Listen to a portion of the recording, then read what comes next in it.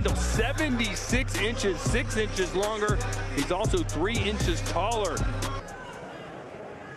Okay, gentlemen, you both receive your instruction in the dressing room. Right here is good. Right here is good. I want a good, clean fight. Obey my commands at all times. Above all, protect yourselves at all times. Let's go.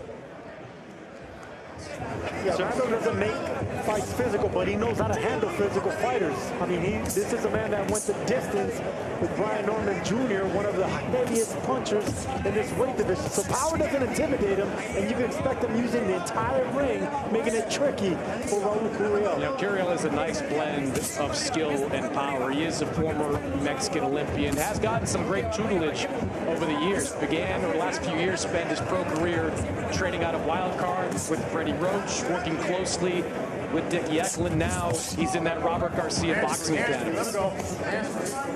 And that's what Randall relies on, is frustrating opponents, using the entire ring, forcing you to make mistakes by getting over aggressive. Well, we know Randall can make him miss, but can he make him pay? Yeah. 76-inch reach, 6 inches longer for Randall.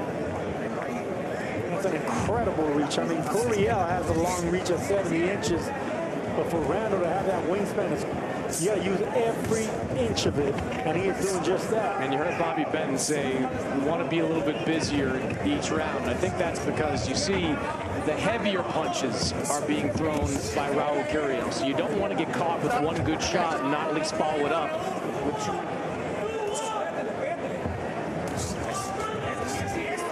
You can hear the corner yelling 2-1. Sergio, to some people who may be not familiar with boxing watching tonight on TNT, what do they mean by a 2-1? Well, look, the 1 is a jab, the 2 is the straight right hand, but then you want to alternate it by throwing the right hand straight down the pipe, and then you throw a power jab. So you just switch it up from a 1-2 to a 2-1. Good exchange there from Randall in the pocket. Landed a good body shot. And Benton also telling Randall, look, let's... He needs to press the gas and take it to another level, or else Randall's going to keep catching and countering. I think he has to continue coming after that. That'd have been the best fight, or the best punch of the fight for Curiel. Yeah, and he let him off the hook. He needs to keep going forward, even if it means taking one shot to land 2. You know, I just... See, there shouldn't be lulls in action like this if you're the younger, fresher fighter, Curiel. That is exactly what Randall and older fighters want. They don't want, you know, an active, high-volume fight. Twos and fews is what they want. Curiel needs to throw 4, 5, 6 punch combinations in order to get Randall out of there. And I keep going back, Sergio, to the motivation factor in a fight like this. Raul Curiel wanted to be fighting in some kind of title eliminator. He wanted to be fighting someone like Suleiman Sissoko. We just saw, and we talked about Charles Conwell a year and a half ago.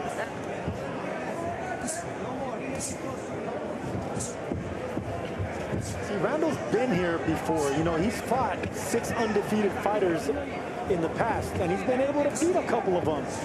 Right now he has another undefeated fighter, and he's doing really well. It's going to be Curiel who's going to have to do something and push the fight more to make it more convincing and not have these close rounds going someone else's way. Randall got a late start as a pro, at least, after a decorated amateur career, turned pro at 28 years old. He's now 35.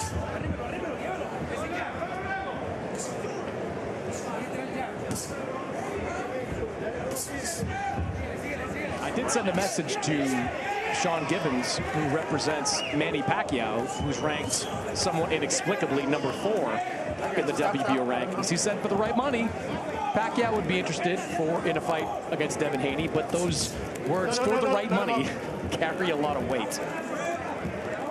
Yeah, all these guys they all want the big payday now, you know. The thing about the welterweight division, a lot of names, a lot of power punches, a lot of excitement, but, you know, the price tag has gotten really high. Right hand from Curiel.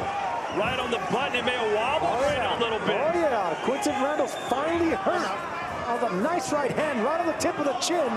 And this is the moment. This is when Raul Curiel, all will be forgiven if he can stop the tricky Randall, something no one else has been able to do. Randall's never been stopped, never been knocked down. Best round of the fight for El Cougar.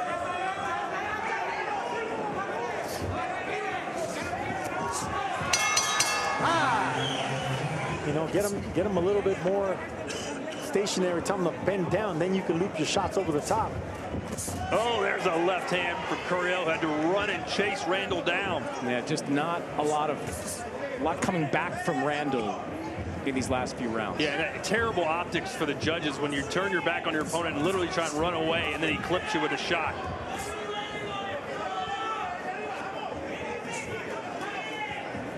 So another good round here for the Mexican. The number 7 ranked welterweight contender according to Ring Magazine. Coming off a unanimous decision win over Jordan Panthen. That fight took place after the original opponent, Alexis Rocha, withdrew during fight week. So Curiel, being the tough warrior he is, went up a weight class to fight Panthen. See, this is where the bad optics you were talking about, Mannix, is. Randall's now kind of running away, and even though Curiel's not landing anything big, he's pushing the fight, and then when he does get Randall stopped, he's just punching at anything. Yeah, and you've seen another strategic change, Randall, but whereas he was standing in the pocket in the middle rounds, these last couple of rounds, gotten back on his bike, but he hasn't been throwing as much as he was in the early rounds. The early rounds was able to get away with it because he was popping with that jab, throw a couple of combinations, get in, get out. This time, the movement's there, but the shots aren't coming back. Agreed. No knockdown. 40 seconds to go. We're in the 10th and final round between these two super welterweights. Oh, good body shot there by Curiel.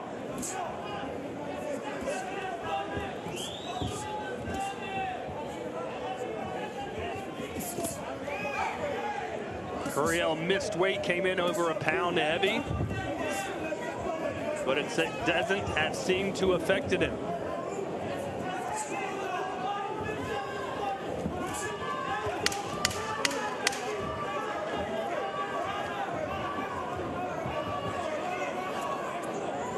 So this will go to the judges' scorecards. How many early rounds did Randall bank? Overruled by John McCarthy, who had it 97-93, and Patricia Morris-Jarman, who had it 100-90. The winner by majority decision from Tampico, Tamaulipas, Mexico, Raúl El Cougar.